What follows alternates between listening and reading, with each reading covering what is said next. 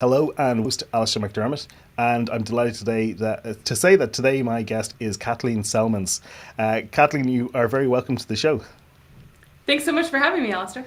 So today we're going to talk about LinkedIn outreach and LinkedIn in general, and I think we'll probably get into a bit of content creation and things like that because I think we're both kind of content nerds. Now, before I do that, I just want to mention or let the listener know, I was introduced to you by my good friend Alistair McBride, who is also a podcaster. He had you on his podcast, and when I heard that you branded yourself as the well-paid expert, I immediately said, okay, I gotta have Kathleen on the show. So it was the branding, 100%. Can you tell me what being a well-paid expert means to you and why that was so important you put that as your brand? Because so many, thank you for that. So I was using my name as my brand, but as we talked about offline, my last name is hard to say, spell, pronounce. It wasn't a great jumping off point to building a web presence around, and so I am surrounded by some of the smartest people I've ever met. I can't even believe how many bright and brilliant people are working online. It seems like they all are. I don't know. Maybe they're in labs and stuff too, but there's some geniuses online.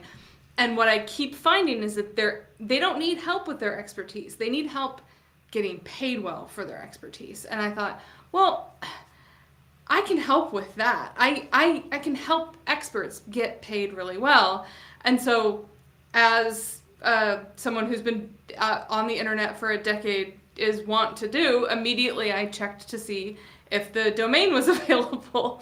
And since it was, exactly. Well, wellpaidexpert.com isn't. That was like $60,000. So, but the Well-Paid Expert was available for a lot less. So let me ask you then, why do so many experts who are great at what they do find it difficult to get paid well, to earn a good living for what they do? I think it's because they have to do all the things in their business, especially when you're starting out. You're a solopreneur, and you're building as a solopreneur. So you're not only pitching the jobs, you're doing all the work and sending out the invoices and reconciling the accounts and doing your marketing and doing your sales. And it's really hard to do all of those things well. But the thing that you can't outsource, at least not at first, at least not till you have a proven track record, is your sales process. Because especially when you're small, you are the product. And I think that's why it's hard. Because what you want to say is, look, I went to college, I have a bunch of experience, I've worked with, look at all these logos I've worked with, trust me. But every time you say that, you're wondering, should they trust me? I don't know. And so you end up talking yourself out of good deals when you think of sales as pickpocketing, which is I think what a lot of creators do, is they think, well, I mean, this thing should sell itself. And it's like, well, it's not heroin. Yeah. It's yeah, not I've heard that a lot, itself. and I've said it myself. Yeah, absolutely. Yeah. I mean, this thing is so good it should sell itself. It's like, okay, but so when I work with people, I usually have to remind them that they have to almost physically put on a different pair of shoes or wear a different hat. Product team is done, sales team is working now. And Yeah. it's really, really hard to disconnect that because we take rejection so personally because we created the thing. So if you don't want the thing I created, then you're rejecting me and I lose value as a human. And that's a terrible mental space to be in. We didn't get into entrepreneurship to beat ourselves up all the time, and yet here we are. Yep. Yeah, absolutely. So, okay.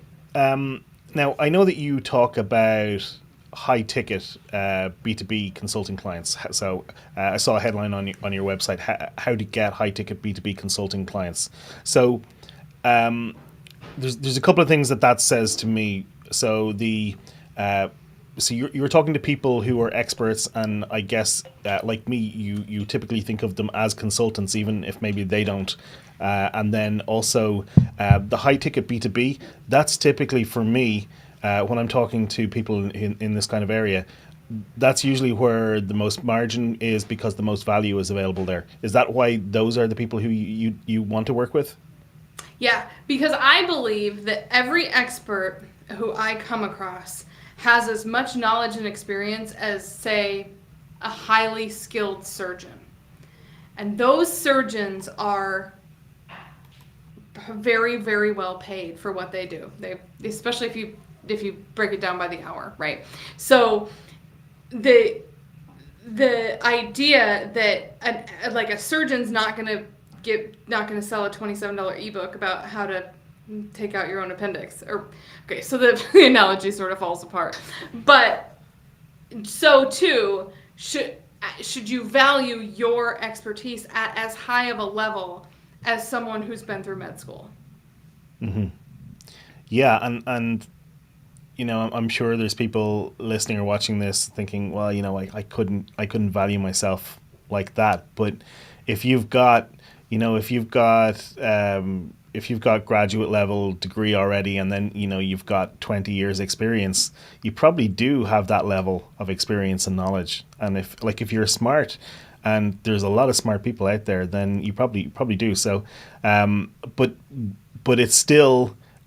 Like you say, there's so many people who are in this situation who are just not earning. So let me ask you then, what's the solution to that? Well, charge more money, increase your rates. But again, if you've been at this a while, a lot of your business is referral based. And what happens with referrals is that very frequently, if you're not in charge of the referral process, if you're not feeding the people exactly what to say, what tends to happen is, and you better book this person now because they're undercharging. And you stay at that level. So if you need to charge more, then you need a way to connect with people who don't already know you, who don't already know someone who does know you. And that's where LinkedIn comes in. Yeah, and I think that there's some other things, because I like to pick a fight with referrals, because I hate dependency on referrals, and I see it happening all the time. I think that one thing that can happen with referrals is if you start to get into a network of people who are low value clients, they will refer you other people who are low value clients because that's who they network with.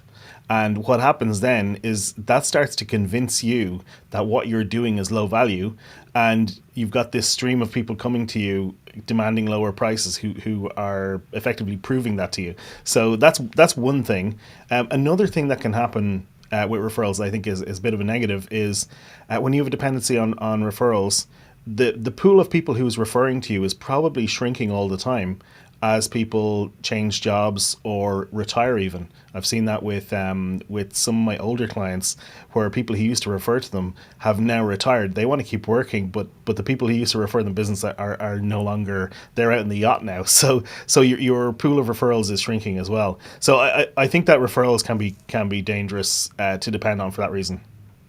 They're also not super reliable, right? Like, and they're great for if you don't have, if you're working for yourself and you don't know, if you don't have a predictable way to bring in your next client, then yeah, lean on referrals, but keep it in the back of your mind that you need to have something else, so that when you go up market, or when you pivot your offer, or when everybody you've ever known has hired you for the thing that you do, there is a limit to it. And so the getting up to a different level means networking with new people. And if referrals work for you at your current rate, they'll work for you when you double your prices too. You just need to get into a different group. Mm-hmm. So, but it's tough, because if you've relied on referrals and you can look at your balance sheet and say, well, it's been a pretty good year or couple of years or whatever, however long it's been that referrals have been working for you, you kind of need to be pushed into charging more and networking with different people. Yeah, I think that what one thing that you said there just made me think of the idea of a firelighter. I don't know if anybody watching this has ever actually lit a fire, but so here we light a fire by you buy a firelighter, you put it and you build your wood or your turf, your peat or your coals around that, and that gets the thing lit. And once it's lit, then it's gonna be fine. And maybe everybody listening to this knows exactly what that is, and I've just explained it to them like they're 6-year-old. But anyway. The idea is that referrals are absolutely necessary at the start, but I think that once you get going, that's when you need to start moving away if you want to keep growing. Now, at the same time, I know that there are some people and some businesses who can absolutely survive and have a brilliant income just purely on referrals. But also, Right. it depends. Some people, the way that they do referrals is different than the way other people think about referrals, and some people have a lot more strategy behind that. But I don't want to get into that part. I want to get into the part that you're talking to people about, um, which is people who don't already know you. So can you tell me a little bit about that part? Like, how do you do that?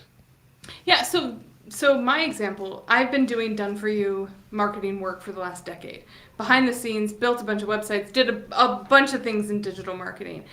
Most recently had a content marketing agency that was focused on video and content production and repurposing and all that. And what I found is that that's not where my skills are. It's not, and again, like half my business came from referrals because we were doing great work for people. It was coming there, people were getting their content fast, and it was ranking, and it was, it was doing all the things that content's supposed to do for you. But I didn't have good margins. I had a huge team, and I needed to pivot once I shuttered that agency into something that really aligned with how I want to show up in business. I'm much more an idea person, a brainstorming person, a big picture. Here's what you should do, and then just map it out for them and have them do it. So that's a coach. It's transitioning into coaching. But once I shuttered the agency, I realized like I don't have any referral business anymore. The people that were hiring us for content were corporations. People that I'm working with as a coach are solopreneurs. And so I had to lean into LinkedIn and develop a strategy to bring in better conversations on LinkedIn because I didn't have time for all the other proven strategies to work for me. Mm-hmm. I still do content marketing, but that doesn't bring a client today. Outreach does. And meeting new people and meeting B2B people on LinkedIn was the best thing for me. So how do you make that work? And how do you make that work in a way that isn't soul destroying or spammy? Right. So the first thing to think about is that LinkedIn is not a social media network. It's not a competitor to Instagram. If it is, it's losing. But it's a sales enablement platform. And as such, when you look at it that way, your profile becomes a sales page. And so what your profile ought to do is convince people, well, in sales they say you want to get to know as fast as possible. So if your profile repels people, that's what you want because it's also going to attract people. So you start with your profile, you work there, and the tagline is tough because, as you said before, I'm a content dork, so I'm very good at writing something for 1,000 words, but the tagline, you have to get it right and short. So you have to iterate. And some of it's super easy. Like make sure you have a picture of yourself that's not from your brother's wedding 10 years ago, with him cut out. Yep. But some of it's a little bit more challenging because you're given this about page, and are you supposed to treat it like a resume or treat it like a bio? How far back do you go? Like, are we talking about like born in a log cabin in Illinois? Like, do we? How far back? Okay, that's Abraham Lincoln, but still. So you take a look at your profile from a sales perspective because reaching out. So a LinkedIn strategy is all about making friends with new people, and so the first thing new people are going to do before they accept your friend request is check you out. So in that sense, LinkedIn is more of like a dating platform than social media channel, because you're asking somebody to do something for you that you want them to do, and they're going to see if they want to. And then so after you've got your profile done, then you get into targeting, and you can do it with Navigator. You don't have to. You can use the free LinkedIn for most any of this, but you want to automate it so that you have an idea of who you want to target and who you want to connect with. And the cool thing about targeting on LinkedIn, and as a digital marketer, I have spent many, many hours talking about ideal customer and target market and avatar. And what's cool about LinkedIn is that you can test different markets. Do you want to talk to software agencies? Okay, great. Set up a search for software agencies. Did you want instead to see if marketing agencies would resonate with your message better?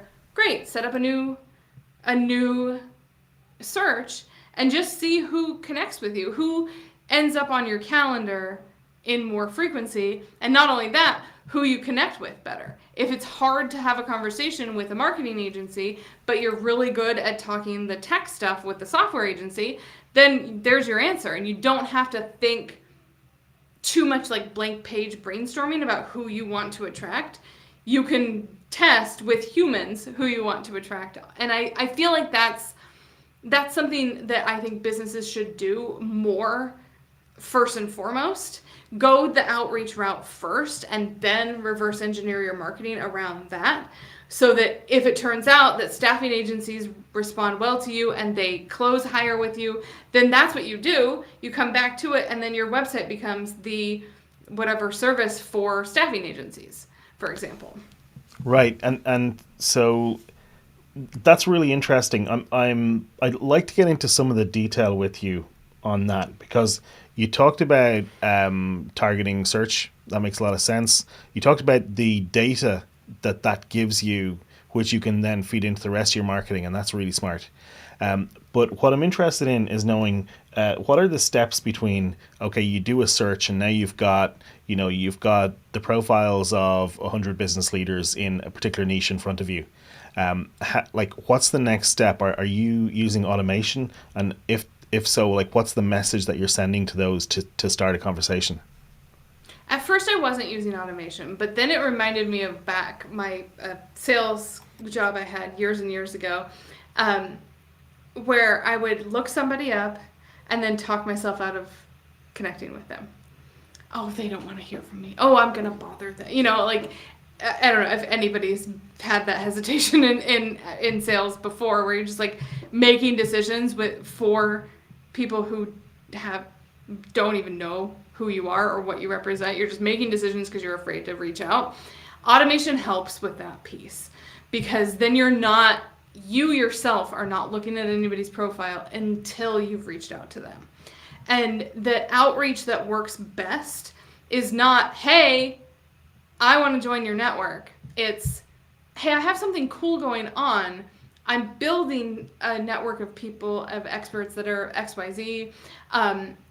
Do you want to be a part of that? I think there's something cool we could do together. And when you change your initial outreach message, you will drastically increase the number of people who actually connect with you. And so that makes a lot of sense. What is the cool thing that you're doing with this network of people so that the message that you're sending isn't disingenuous? Right. So you look at what you're building, because it's not, you're not just selling a product or a service or something else. You might be building a network of like-minded people for future in-person events, conferences, networking, live, if you wanted to target your local area. I'm building people who want to come together and have a beer every third Thursday of the month or whatever. So build something like that. And then also say, and mastermind, and the one-on-one coaching, add in whatever it is that you sell into a list of things that you may or may not have in the works, but could down the line. Cool. Okay, that sounds interesting. And just because I do like to get some of the details, what actual tools are you using for the automation piece? I currently, so LinkedIn doesn't love having automation tools. Hmm. And so the my answer right now is, as of this moment, I'm using a tool called Wallaxy. And I can put in the chat where like I have an affiliate link that gives you 2 free months of that tool. Cool. And then so you can test it out, and you could do a free month of Navigator and test out and see if that's gonna work for you. We'll put that in the show notes. I'll get that from you after. Cool. Yeah. Yeah, perfect. I mean, otherwise, it's not super expensive. It's and it all of these, and it does a good job staying within LinkedIn's limits. LinkedIn has very strict limits on how much outreach. They don't want to be the place where people spam, Yeah. and because that's what they are. That's what people are using it for. I don't know how many email or how many LinkedIn messages you've gotten this week talking about appointment setters and 50 to 100 leads a day, or whatever people are reaching As a out. podcaster, the amount of cold podcast pitches I get is crazy. But yeah. Right. Yeah. Yeah, I know what you mean. Okay, so really what we're saying here is, so first off, you're targeting specific niches and then testing to see what the resulting kind of feedback is from different niches, because that helps you figure out and helps you position yourself.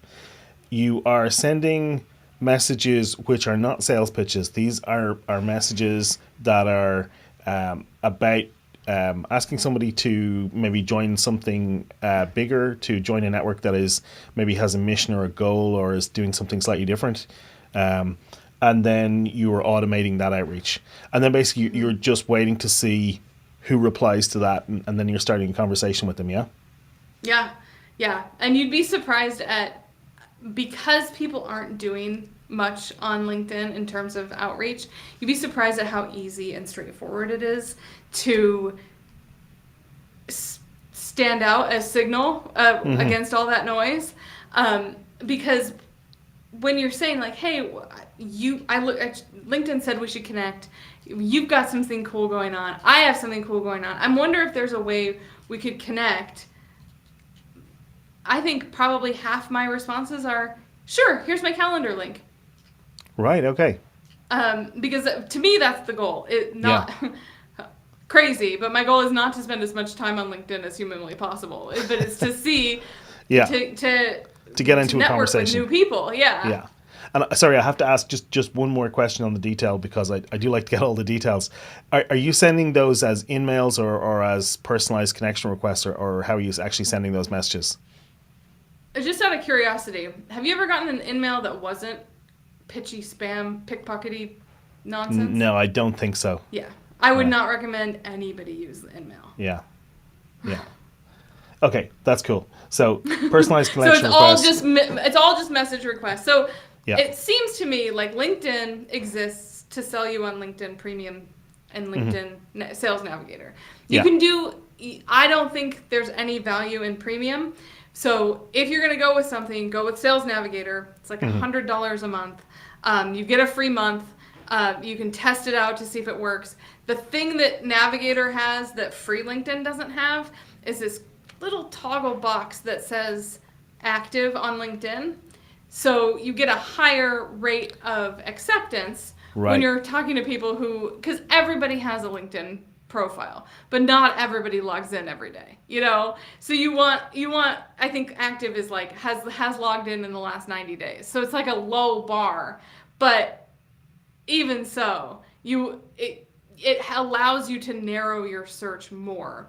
And I think that it's useful when your targeting is not working, right? When you're having conversations with people who are totally not ever going to buy from you.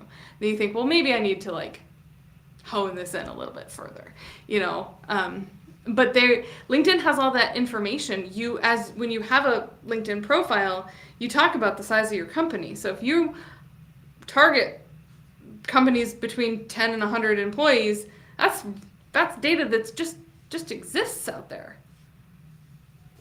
Yeah, the other thing for that can be useful for targeting just to get those non-active people is if they have a profile photo or not. Typically, people who are active will have a photo, and people who are not won't.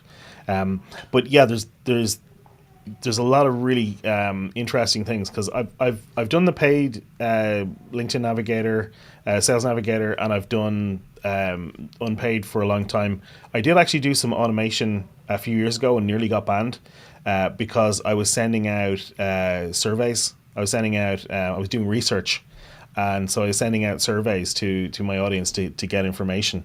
And so I was sending it out cold pitching to take a 2-minute, 5-page survey. When I say 5 pages, I mean 5 questions. 2 of them multi-choice and 2 of them not multi-choice. And then would you like to sign up for my email list? It worked really well in terms of connecting with people and getting information back. I got over 1,000 responses. But LinkedIn did not like the automation. So that was... Probably it didn't like that you were sending them off of LinkedIn. Yeah. So when you're posting in your feed, don't send people off LinkedIn. Absolutely, yeah. So you keep don't put a link to a blog post. Don't put a link to anything in your feed. No one's ever gonna see it. none of the social networks ever want you to leave their own app. So correct. They don't like offsite links. Okay, so is there anything else that I haven't already asked you about this outreach that is particularly key in making it work? Start thinking about your conversations as scripts. So if you're having sales conversations, typically you're following a script. I mean, maybe not, but you should. And when you're building your scripts, when you're starting to communicate, you're gonna see that you are more likely to say the same thing in the same way than not.